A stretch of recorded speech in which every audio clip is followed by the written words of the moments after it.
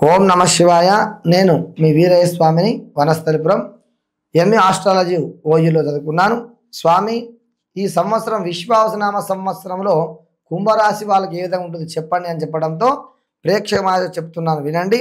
కుంభరాశి వాళ్ళు ఈ సంవత్సరం ఆదాయం 8, వ్యయం 14, గౌరవం 7, అవమానం 5. ఇక్కడ ఆదాయం 8, వ్యయం 14 కనుక 8 రూపాయలు సంపాదిస్తే 14 రూపాయలు ఖర్చు పెట్టే అవకాశం ఉంటుంది.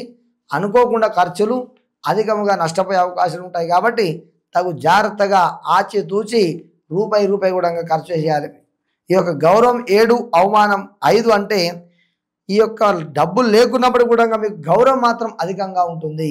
ఎవరు కూడా మిమ్మల్ని చూస్తే భయపడే విధంగా మీరు ఉంటారు. కుంభరాశి వాళ్ళు నిరంతర కృషి చేయండి, తప్పకుండా ముందుకు వెళ్ళండి. ఈ రాశి వాళ్ళు గోచారీత్యా ప్రధాన గ్రహములు ఫలిత విస్తృతంగా ఉన్నవి. ఎరినాటి శని ప్రభావం చేత విశేషంగా బాధించబడదు. అంటే ఈ యొక్క ఎల్లినాటి శని ప్రభావం చేత మీకు విశేషంగా బాధించే అవకాశం ఉంటుంది. మానసిక ఒత్తిడి, భయాందోళనలు, వ్యతిరేక మనోభావాలు, వైరాగ్యము, నిరాశ, నిస్పృహ ఉండిట, కార్య సాధన మాత్రం కొరత ఉండదు. ఎలాంటి ఇబ్బందులు వచ్చినా, ఎలాంటి శత్రుభయం ఉన్నా మీ ధైర్యం చేత మీరు ముందుకు సాగే అవకాశం ఉంటుంది. మీరు తప్పకుండా కార్యాన్ని సాధిస్తారని చెప్పి కుంభరాశి వాళ్ళు చెప్పడం జరుగుతుంది. మరి అదేవిధంగా దురాలోచన అవసరము, అతి విశ్వాసము అనర్థదాయకము. ఎలాంటి దురాలోచన చేయకండి, అనర్థం చేయకండి. మీకు తోచిన రీతిలో మీరు ముందుకు సాగిపోండి. అతి విశ్వాసం వల్ల చాలా అవసరము, దురాలోచన అవసరము. సంబంధము లేని విషయాలందు తలదూర్చడం వలన మీకు మంచిది కాదు అని చెప్పడం జరుగుతుంది. ఇతరులకై పూచీలు పడటం అనేక నష్టములను. మిత్రులతో తగు మాత్రం వెలుగుట అవసరం. అన్నదమ్ముల విషయంలో వాదోపవాదం పెంచుకొనరాదు. మీ పెద్దవాళ్ళైనా చిన్నవాళ్ళైనా మీ పాలోలైనా ఉన్నప్పుడు కూడా మీరు అనవసరంగా వారితో వాదోపవాదాలను చేయకూడదు.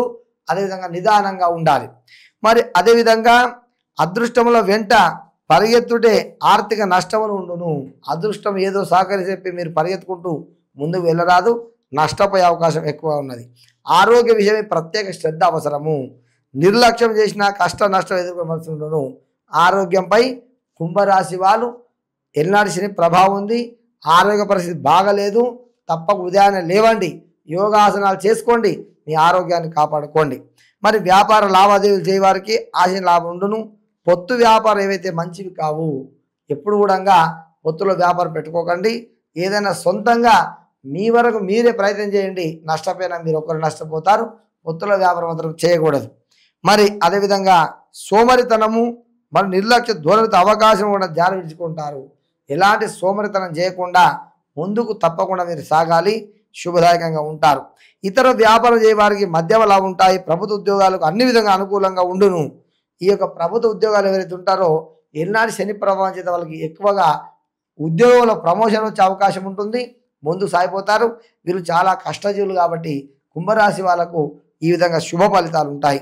విద్యార్థులకు మధ్యముగా నుండును. విశేషంగా శ్రమించిన లక్ష్యం సాధించగలరు. వివాది శుభకార్యాలు నెరవేరుతాయి. నూతన వస్తు, గృహ, భూ లాభం నుండును. రియల్ ఎస్టేట్, రాజకీయ రంగం వారికి శుభస్కరము, శ్రేయస్కరము. కుంభరాశి వాళ్ళు ఆ యొక్క రాజకీయ రంగంలో కానీ, ఇక రియల్ ఎస్టేట్ వ్యాపార రంగంలో కానీ మీరు ముందుకు సాగుతారని చెప్పి చెప్పడం జరుగుతుంది. స్వామి, దీని పరిహార మార్గం ఏదైనా ఉందా అంటే ఈ రాశి వాళ్ళు నిరంతరం కూడా శివనామస్మరణము, శివాలయ దర్శనము, అభిషేకాలు విశేష ప్రగతిని గాంచారు. ఎందుకయ్యా అంటే ఎరినాటి శని ప్రభావం ఎక్కువ ఉంది కాబట్టి కుంభరాశి వాళ్ళకు ఈశ్వరార్చన చేయడం వలన మీకు ఎలాంటి శరీర ప్రభావం పడకుండా ఈ కుంభరాశి వాళ్ళు ఈ సంవత్సరం అంతా శుభంగా ఉండాలని చెప్పి అమ్మవారిని కోరుకుంటున్నాము. ఓం నమ శివాయ.